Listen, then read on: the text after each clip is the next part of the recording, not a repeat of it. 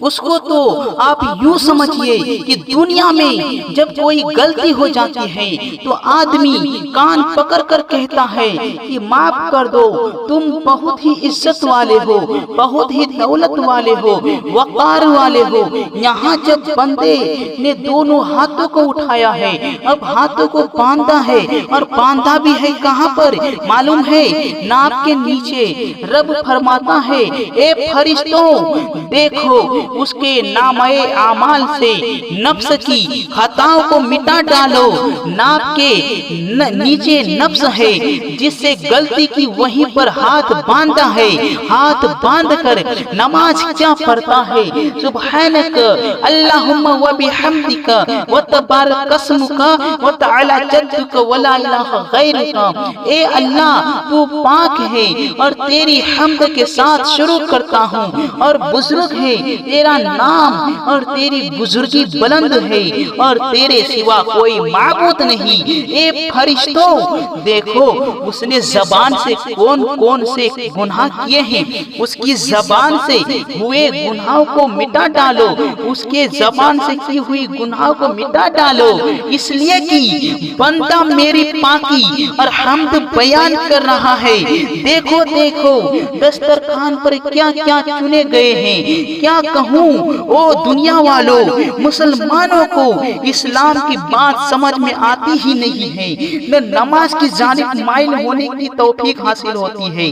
گانوں کی بات خوب سمجھتا ہے، جب ہیرو گانا گاتا ہے تو ان کی باتوں کو زور سے سمجھتا ہے، دھیان سے سوچتا ہے آخر کیا کہہ رہا ہے، غور سے سنا کرتا ہے۔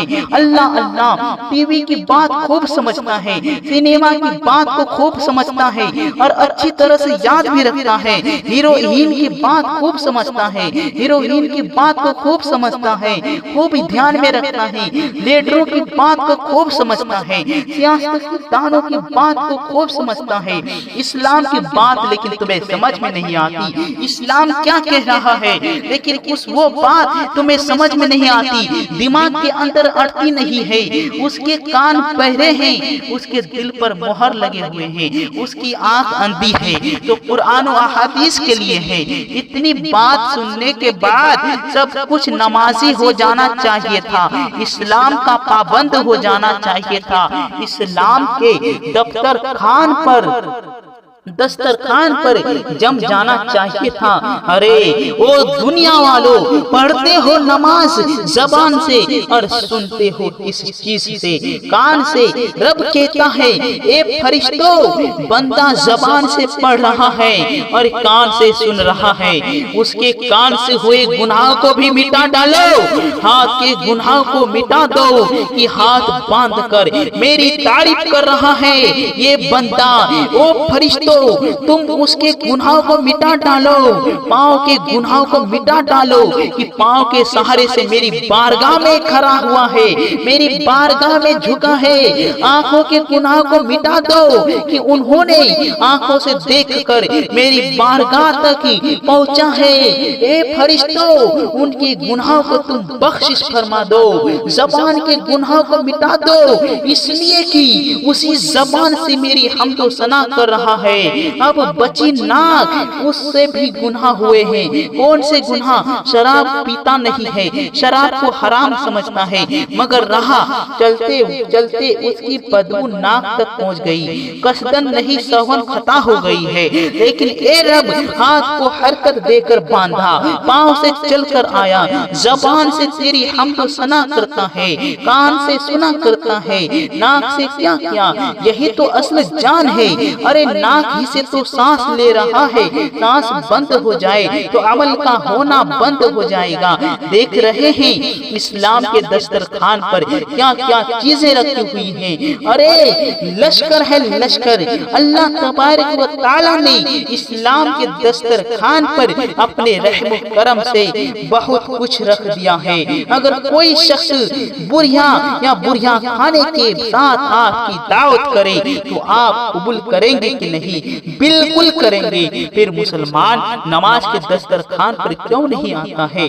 روح خراب ہو گئی ہے، نہیں تو اسلام کی دعوت کو قبول کر لیا ہوتا آج ہم۔ رب نے یہاں تو اعلیٰ چیزیں کو رکھا ہے، رفعت، بلندی، ترقی، عروج، سب کچھ کو اللہ تبارک و تعالیٰ نے اس جگہ رکھ ڈالا ہے، اسی کو چھوڑے ہوئے آج ہم لوگ ہیں نماز کی طرف جاتے نہیں ہیں۔ اللہ اللہ سنو بندو، جب بندہ نماز کی طرف آتا ہے تو نماز شروع کرتے ہی اللہ تبارک و تعالیٰ اس کے سارے گناہوں کو معاف فرما دیتا ہے۔